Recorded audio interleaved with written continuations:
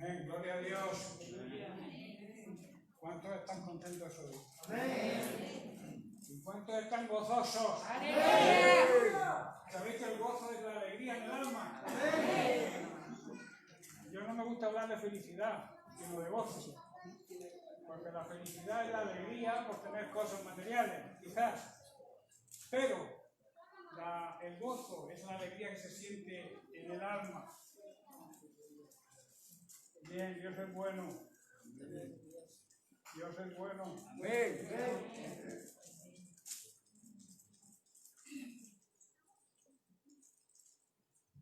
Bien, pues vamos a seguir hoy. Dar la bienvenida a todos, dar los buenos días. Hay una familia que nos visita por primera vez, Juan Manuel. Ya sabes que yo te he puesto José Manuel y te quedas con José Manuel. Y Ana.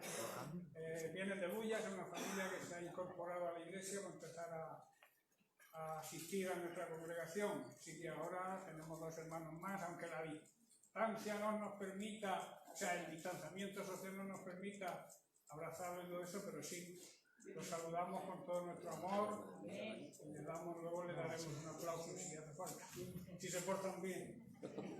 Gloria a Dios. Bien, pues quiero continuar hoy con el tema que comenté la semana pasada. Sabéis que está basado en una pregunta que le hizo un intérprete de la ley a Jesús en Mateo capítulo 22, versos del 36 al 39. Este intérprete, voy a dar un pequeño resumen de lo de la semana pasada. Este intérprete de la ley le preguntó a Jesús que cuál era el gran mandamiento de la ley. Se lo preguntó para probarle, como todo lo que hacían los fariseos. Probar a Jesús, ¿no? A ver si era auténtico, si era verdadero. Dice, Jesús le respondió, amarás al Señor tu Dios con todo tu corazón, con toda tu alma y con toda tu mente. Este es el primero y gran mandamiento. Y el segundo es igual, es semejante, tiene el mismo valor. Amarás a tu prójimo como a ti mismo. Quiero leer este mismo pasaje en otro evangelio, en el evangelio de Marcos, que hay unos matices que a mí me encantan. Dice, Jesús le respondió, el primer mandamiento de todos es, oye, que significa escucha, presta atención Israel, pueblo de Dios. Escucha, presta atención. El Señor nuestro Dios, el Señor uno es. Ese uno significa único, único en su especie. En otras palabras, el único Dios verdadero. Me gusta este énfasis porque es lo que descubre. Muchas veces leemos la Biblia y no nos fijamos, no profundizamos en algunas palabras. Y yo me paré en esa palabra uno, a ver lo que significaba. Y uno significa único, único en su especie. El único Dios verdadero. No hay otro Dios. Habrá dioses con minúscula, como yo llamo, pero Dios único y Dios verdadero solamente es uno. ¿Quién es nuestro Dios? El Dios de Abraham, de Isaac y de Jacob. ¿Amén? Luego dice el verso 30. Amarás al Señor tu Dios con todo tu corazón, con toda tu alma y con toda tu mente. Y en este Evangelio Marcos añade, y con todas tus fuerzas. O sea, que todo lo que hagas en esta vida, la fuerza que dediques, el empeño que dediques, sea total en ese amor hacia Él. Porque Él lo fue hacia nosotros, Él lo demostró. Y el verso 31 de Marcos 12, dice, y el segundo es semejante, es igual, amarás a tu prójimo como a ti mismo. Y dice, no hay otro mandamiento mayor que este. Cuando Jesús, hermano, nos ordena que amemos tanto a Dios como a nuestro prójimo, se está refiriendo a este tipo de amor, al verdadero amor, al amor ágape en el griego. Y no a nuestra manera a veces de amar, porque a veces nosotros decimos, yo amo a Dios, sí, pero ¿cómo amas a Dios? ¿Amas a Dios como tú crees que debes amarlo o como Dios dice que debemos amarlo? Esa es la gran pregunta, ¿no? que nos podemos hacer. Dios quiere que le amemos de la misma forma que Él nos amó a nosotros. Y Él nos amó de tal forma que envió a su único, también único en su especie, significa a su único Hijo, a morir por ti y por mí en una cruz, con una muerte cruel. Él demostró ese amor ágape, ¿verdad? Y por eso nos exige, tiene la autoridad para exigirnos que le amemos a Él de la misma manera, con todo nuestro empeño, y a nuestro prójimo, al que tenemos al lado, de la misma forma. Por eso decíamos que el mandamiento de Jesús, el gran mandamiento de Jesús, tiene dos, digamos, direcciones. Una vertical, que es amar a Dios sobre todas las cosas. Ya lo decía Deuteronomio capítulo 6, verso 5, ya estaba escrito en la ley: amarás al Señor tu Dios de todo tu corazón, de toda tu alma y con todas tus fuerzas. Jesús recordaba la ley ahí, pero Él añade una novedad, que es que debemos amarle como Él ya nos ha demostrado que nos ama, muriendo en la cruz por nosotros. Y la otra dirección es amarás a tu prójimo, horizontal, como a ti mismo. Jesús añade, de esto depende toda la ley y todos los profetas.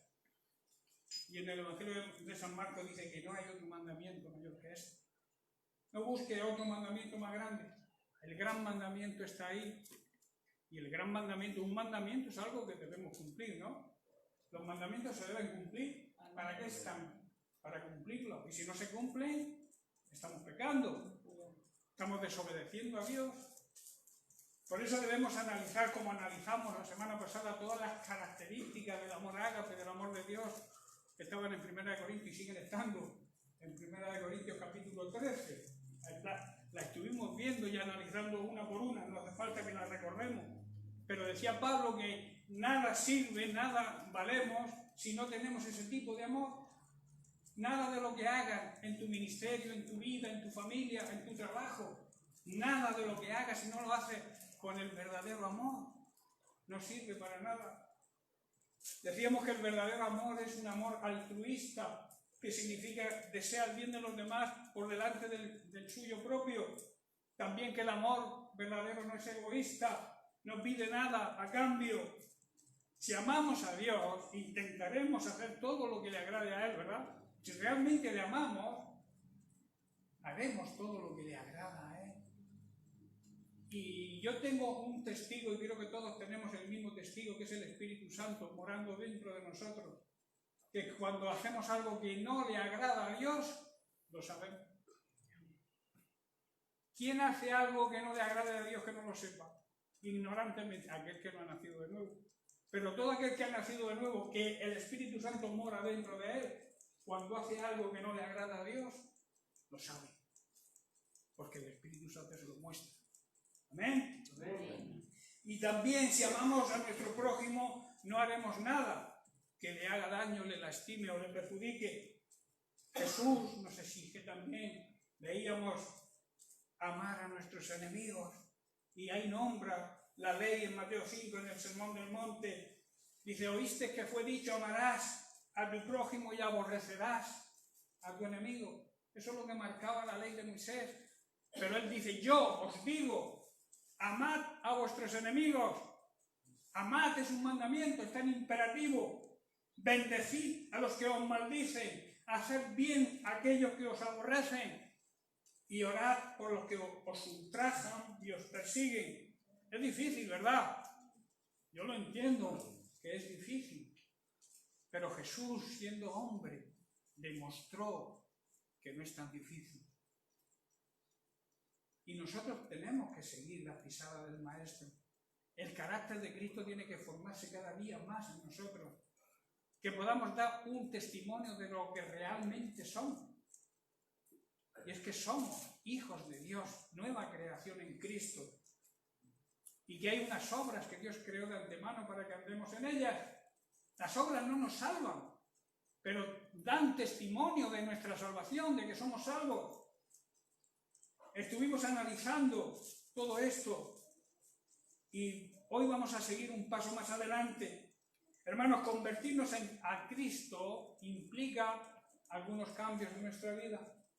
Hay quien se convierte, digamos, a Cristo, hace el formulismo, y yo no estoy de acuerdo con el formulismo, para que nadie le empuje a nadie a dar el paso de fe. Eso tiene que ser nacer de uno mismo, de lo más profundo de nuestro ser. El Espíritu Santo me redarguye, me toca a través de la palabra, y yo doy el paso de fe. Por eso a mí no me gustan cuando se hace el llamado que alguien empuje a alguien a salir, porque no funciona así. Tiene que ser algo real, algo dentro de ti. El nacido de nuevo no vuelve atrás. Podrá tener errores, fallos, incluso pecar, tropezar, pero la Biblia enseña que tenemos a Jesucristo como abogado. Lo que no permite Dios es la vida en pecado. Vivir en pecado Dios no lo admite. Vivir en desorden Dios no lo admite. Por eso si tu vida anda en desorden, empieza a pensar en cambiar, porque no le estás agradando a Dios. No estás amando a Dios de la forma que Él quiere que le ames. ¿Me estoy comprendiendo, hermano? Antes de conocer al Señor, antes de entregar nuestra vida, vivíamos como queríamos, sin temor a Dios, sin tener en cuenta a Dios en nada. Ignorábamos su propósito. Ignorábamos también la obra que Cristo hizo en la cruz a nuestro favor. Pero al convertirnos, convertir significa dar un cambio de 180 grados, nacer de nuevo, ser una nueva creación. Yo no puedo convertirme y seguir haciendo lo mismo que hacía antes. Es imposible. Es que en realidad es que no hay una conversión auténtica. El que se convierte de verdad, se le notan los cambios en su vida. Ese viejo estilo de vida que teníamos nos alejaba cada vez más de Dios, a la vez que tenía efectos perniciosos, efectos dañinos en nuestra vida y en nosotros mismos. Ahora, si hemos nacido de nuevo realmente, que yo creo que muchos de los que acuden a las congregaciones hoy en día son convencidos, pero no convertidos. Están convencidos de que la palabra de Dios es real, es auténtica. Creen que Dios existe, pero no hay un cambio en su vida. A eso yo le llamo convencidos de que Dios existe, de que Dios es real, pero no convertidos. Porque el que es convertido cambia de forma de vivir. Antes vivíamos agradándonos a nosotros mismos y cuando nos convertimos empezamos a agradar a Dios. Y eso es amar a Dios. Eso es amar a Dios como Él se merece. Romanos 6:6, el apóstol Pablo dice: sabiendo esto, que nuestro viejo hombre en pasado, fue crucificado juntamente con Él, con Cristo, para que el cuerpo del pecado sea destruido, a fin de que no sirvamos, no seamos más esclavos del pecado. El pecado nos hace esclavos, pero Jesús nos libertó. Pues dice, donde está el Espíritu de Dios hay libertad, donde está Jesús hay libertad. Jesucristo nos hace libres, pero no para hacer lo que me dé la gana. Nos hace libres de atadura, nos hace libres sobre todo del pecado, que nos tenía esclavos antes de convertirnos. Nuestra naturaleza vieja, o sea, la vida anterior, el viejo hombre que llama Pablo, era rebelde, orgulloso, egoísta, malo, impuro. Pero ese viejo hombre fue crucificado, hermano, fue crucificado con Cristo. Si tú realmente has nacido de nuevo, tu viejo hombre está crucificado en la cruz con Cristo. No sé si llegamos a comprender la grandeza de eso. No sé si llegamos a entender lo que significa que nuestra vieja naturaleza, lo que éramos antes, nuestra vieja manera de vivir, está crucificada con Cristo. Y no podemos seguir viviendo igual. Cuando Jesús resucitó, hermano, escuchar, prestar atención, cuando Jesús resucitó, creó en nosotros, por medio del Espíritu Santo, la nueva vida, la nueva forma de vivir. Y si eres un nacido de nuevo, tu vieja naturaleza, tu vieja forma de vivir, tu vieja vida quedó atrás y ahora eres una nueva creación. Eres algo nuevo, eres una vida nueva.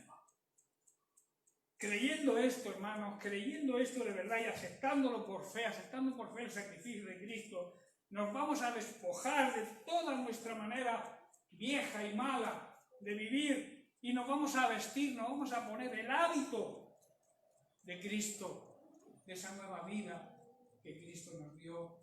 La Biblia dice que Él nos dio vida, nueva vida. Esa vida se llama Zoe, vida eterna. Nos dio esa nueva vida cuando estábamos muertos por el pecado. El pecado nos mata, espiritualmente. Pero Cristo venció al pecado, no pecando, siendo ejemplo, un testimonio, y luego inocentemente muriendo en una cruz para testimonio de todos y para nuestra salvación, y para todos aquellos que acepten ese regalo, porque la salvación es un regalo. Nadie puede comprar la salvación. Es un regalo que Dios te hace. Y cuando alguien te regala algo, tienes dos opciones: o coger el regalo o rechazarlo. Dios no te va a obligar a que lo cojas, pero sí te marca el camino a seguir, y la decisión que tomes te marca cuál es el futuro de esa decisión que tomes. Si tomas una decisión por Cristo, tu futuro es espléndido en su presencia, pero ya viviéndolo aquí en esta tierra, en esta vida. La vida eterna comienza aquí y no termina, porque nuestro cuerpo muere, pero nuestro espíritu, lo que realmente somos, no muere. Y ese espíritu es eterno ahora y por los siglos. Allí decidimos dónde pasar la eternidad, aceptando el plan de Dios o rechazando el regalo de Dios. Amén. De modo que podamos decir, como dijo Pablo, ya no vivo yo, Cristo es el que vive en mí. Eso es grande, es poderoso, es una declaración poderosa. Si la analizas profundamente, te darás cuenta de la profundidad que hay ahí. Dice Pablo, ya no vivo yo, ya no importa mi vida, ni lo que yo piense, ni lo que yo quiera hacer, ni el propósito mío, mi carne, lo que mis deseos carnales quieren, no importa nada, porque es Cristo quien dirige mi vida. ¿Podemos decir eso, hermano? Deberíamos poder decirlo. Eso está en Gálatas capítulo 2, verso 20. Dice, con Cristo estoy juntamente crucificado, y ya no vivo yo, mas vive Cristo en mí. Y lo que ahora vivo en la carne, lo vivo en la fe del Hijo de Dios, el cual me amó, me demostró su amor, quiere decir, muriendo en una cruz por mí, y se entregó a sí mismo por mí y por mis pecados. Pablo también en 2 Corintios 5, 17 dice, de tal manera, que si alguno dice que está en Cristo, es una nueva criatura, porque las cosas viejas ya pasaron. He aquí, algunas. Hay quien cambia cuando, digamos, se convierte, cambia algunas cosas, pero no hay que cambiar algunas cosas. Hay que cambiarlas todas. Porque dice, todas las cosas son hechas nuevas. Por eso, si yo era ladrón, no puedo seguir robando. Si yo era fornicario, no puedo seguir fornicando. Si yo era adúltero, no puedo seguir adulterando. ¿Estáis comprendiendo, hermano? No se trata de pecar y pedir perdón. O mejor dicho, no se trata de vivir en pecado, pedir perdón y seguir viviendo en pecado. No se trata de eso. Porque si pecas, porque todos somos pecadores, todos tenemos un momento de debilidad en donde pecamos, pero nos arrepentimos de corazón y tenemos a Jesucristo que le dice al Padre, yo he pagado el precio por su pecado y se ha arrepentido. Y vuelves a tener esa comunión con el Padre y con Jesucristo. Pero si tu vida es vivir en pecado, no puede haber comunión con Dios, ni con Cristo, ni con nadie. Porque el pecado nos separa de Dios. Adán y Eva vivían en un paraíso, en una relación y una comunión de intimidad con Dios extraordinaria. Todos los días paseaban con el Señor, con Dios. Pero llegó Satanás, los engañó, pecaron y se levantó un muro de separación con Dios. Eso es lo que hace el pecado, separarnos del amor de Dios. El amor sigue estando ahí porque Dios es amor, no tiene amor, es amor. Sigue estando ahí amándote, pero hay una ley espiritual que se cumple siempre. Que si no te arrepientes, no hay perdón. Y arrepentirse es cambiar de rumbo, no remordimiento, no sentir remordimiento por las cosas que hago mal y seguir haciéndolas. No se trata de remordimiento. Se trata de un cambio de sientes integral. Si voy hacia allá y no voy bien, Dios me dice, cambia de sentido. Es nuestro GPS, ¿no? A mí me hace gracia cuando ponemos el GPS en el coche Y cuando tomas otra dirección que no es la que has marcado, dice cambia de sentido cuando sea posible. Eso es lo que nos dice Dios a través de su palabra, que yo la llamo a veces el GPS, la brújula, para marcarnos el buen camino a seguir. Y a veces nos desviamos y el Espíritu Santo dice, no cambia de sentido. Pero a veces nos empecinamos en seguir por nuestro sentido. Claro, y luego vienen los accidentes, los problemas, las dificultades. ¿Amén? Qué importante que entendamos esto, hermano.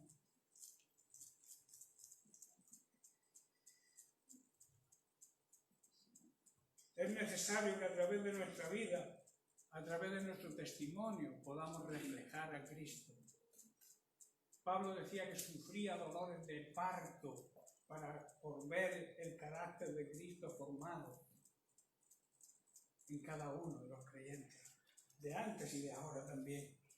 En 1 de Pedro 2:9, el apóstol nos exhorta a ser dignos, o sea, a ser merecedores de nuestro llamado.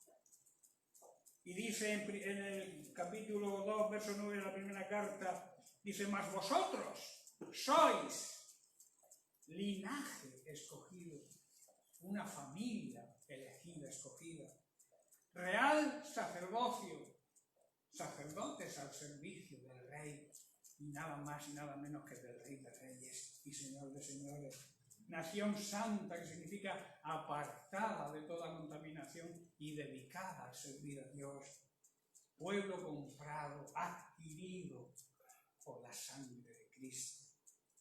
Con un propósito, hermano, que anunciéis las virtudes de aquel que os llamó de las tinieblas, o sea, de la mentira, de la ignorancia, del pecado, a su luz admirable, hacia la verdad y hacia la santidad.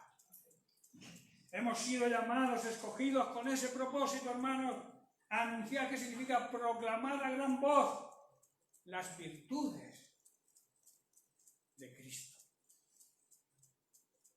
Son versículos que todos conocemos y se repiten muchas veces, pero tienen gran profundidad y no deberíamos olvidarlo.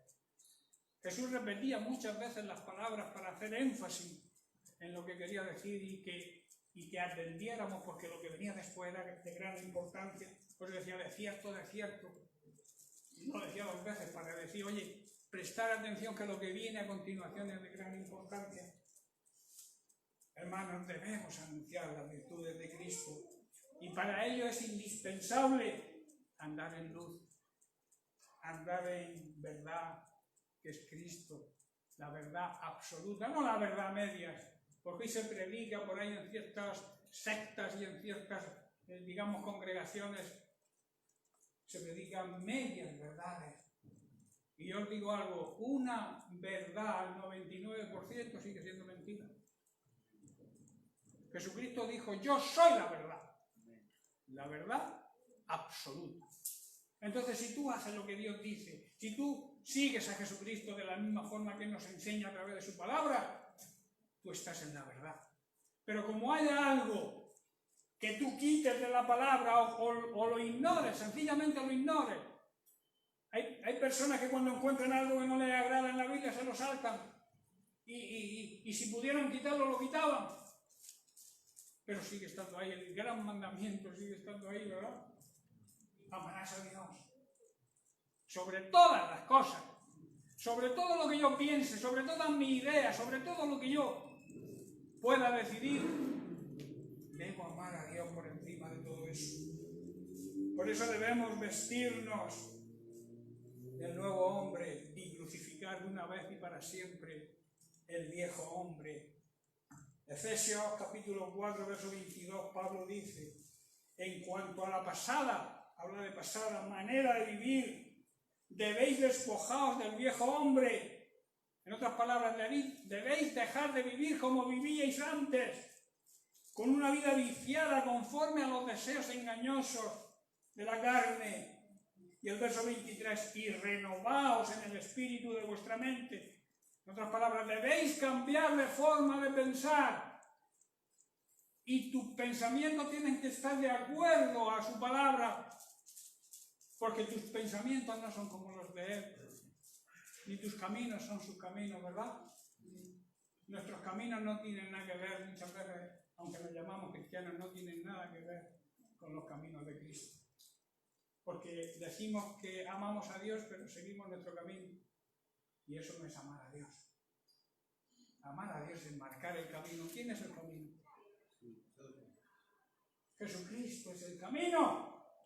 Y cuando nosotros hacemos algo que se salga del verbo de Dios hecho carne, que es Jesucristo, que es su palabra, cuando nos salimos de ahí, nos vamos en la dirección correcta. Vamos quizá por un supuesto camino que yo creo que puede, que tal. No. El camino auténtico lo marcó Jesucristo. La verdad absoluta la marcó Jesucristo. Y la vida verdadera, la vida que merece la pena, es la vida en Cristo. Amén. Si queremos mantener o nos empecinamos en mantener nuestra manera, nuestros criterios, ser guiados por nuestro ego, por nuestro yo, ser guiados por las decisiones de nuestra vieja manera de vivir, entonces nos va a resultar imposible ser paciente, ser sufrido, ser benigno. Tendremos envidia, seremos jactanciosos, nos alabaremos a nosotros mismos, haremos cosas indebidas, buscaremos satisfacer nuestro ego, nos irritaremos, andaremos en rencor, no perdonaremos. En definitiva, no cumpliremos los requisitos del verdadero amor de Dios, enamorado de 1 Corintios 13. Lo que hagas para el Señor, hermano, escucha bien, lo que hagas para el Señor debe estar basado en este tipo de amor. Todo lo que hagas perderá su importancia si no lo hacemos con este tipo de amor. Haremos quizá las cosas por obligación, quizá por imposición, y a eso se le llama religión y legalismo. Y sabemos que ni la religión ni el legalismo le agrada a Dios.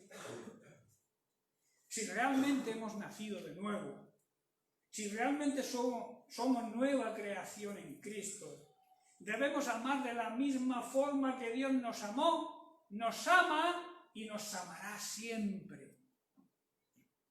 El amor de Dios es su naturaleza, siempre nos amará. Aunque andemos en pecado, andemos de espaldas a Dios, Dios sigue amándonos. Espera como el hijo pródigo, como el padre del hijo pródigo, espera todas las mañanas, miraba, dice, supongo yo que miraría a ver si por el horizonte aparecía la silueta de su hijo. Y por la tarde haría lo mismo seguramente. El padre es así. Pero quien tuvo que tomar la decisión de volver en sí y volver a la casa del padre fue el Hijo. A veces confundimos la Biblia. Dice Dios en la parábola de la oveja perdida que dejó en el redil a los 99 y fue a buscar una que había perdido. ¿Sabéis quién representa esa una? No es los que se apartan de la congregación, no es los que toman la decisión de irse de la congregación o de la iglesia, no se está refiriendo a eso. Se está refiriendo a los que no conocen a Dios todavía, a la oveja perdida, al mundo. Y a veces tergiversamos. El Padre no salió en su busca. El Padre no lo retuvo cuando dijo, papá, dame todo lo que me pertenece, que me quiero ir de tu lado. No lo retuvo, ¿verdad? Ni tampoco salió corriendo detrás de, vente conmigo, no te vayas. La decisión de volver a la casa del Padre tuvo que ser del Hijo. ¿Comprendéis, hermano? Como a veces tenemos conceptos equivocados de lo que son las Escrituras. La oveja perdida de las 99. Las 99 representa a su iglesia, a nosotros. Y la oveja perdida es el mundo que está todavía, que vive de espaldas a Dios. Y debemos como iglesia, no el pastor, a veces es el pastor el que tiene que ir detrás de la oveja. Estáis equivocados. Es la iglesia que tiene que ir detrás de las ovejas perdidas que hay. Como dice, hay otro redil, que es el redil del mundo, que necesita captarlo para Cristo. Y para eso nos necesita a nosotros, a su iglesia, a sus pastores, pero también a las ovejas. Amén. Seguimos.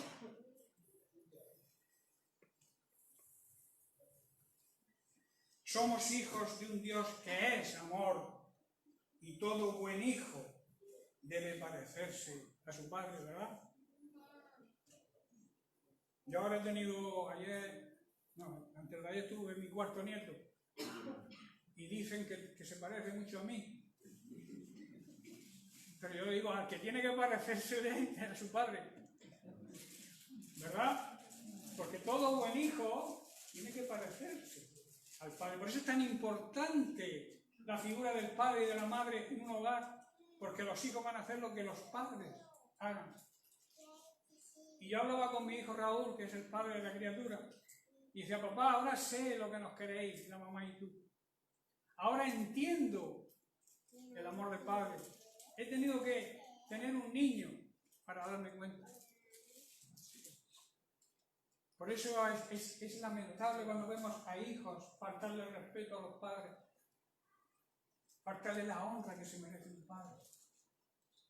Porque un padre siempre ama a un hijo. El padre de la parábola del hijo pródigo amaba a su hijo, claro que lo amaba. Aunque vivió perdidamente, gastó toda la fortuna, el padre seguía amándolo. ¿Por qué? Porque el corazón del buen padre está lleno de amor por sus hijos. Y así es Dios con nosotros. Por eso nos marca el camino a seguir.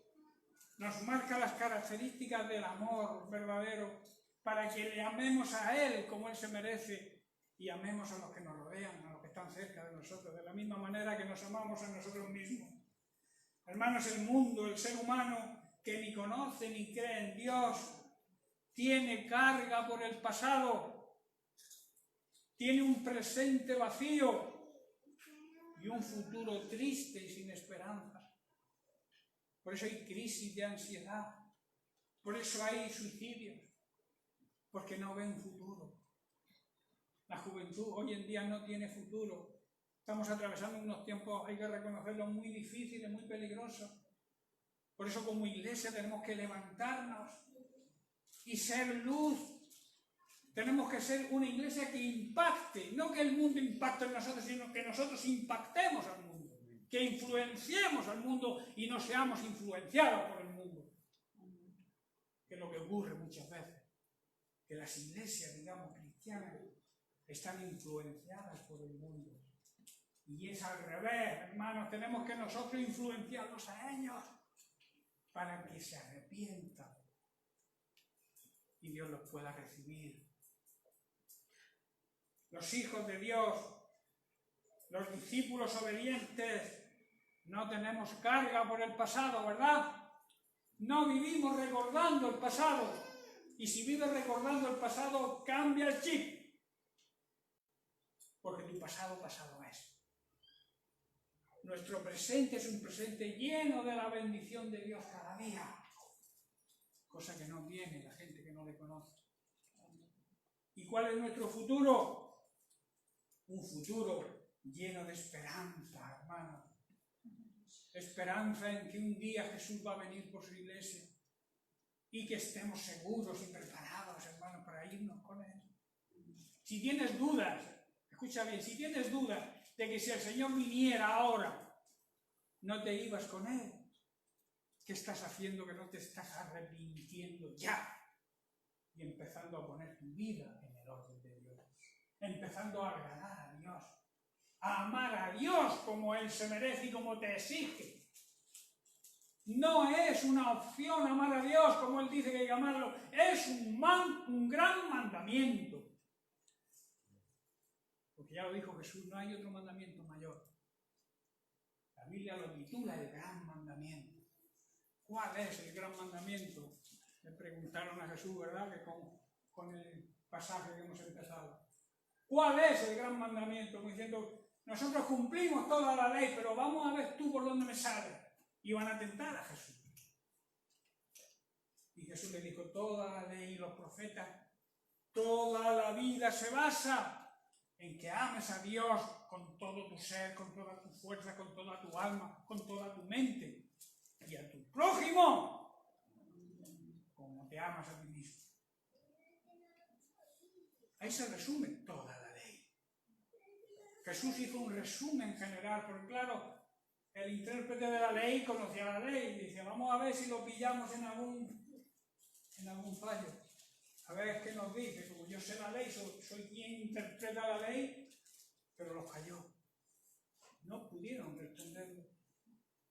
Si tú cumples con ese gran mandamiento de Mateo 22, toda la ley se cumple ahí. Porque vuelvo a repetir, no harás nada, no harás absolutamente nada que desagrade a Dios. Y no harás nada que perjudique a tu hermano. ¿Amén? Amén. Bien, lo dejamos aquí. No quiero terminar hoy porque queda todavía tema. Seguiremos la semana que viene. Que Dios los bendiga.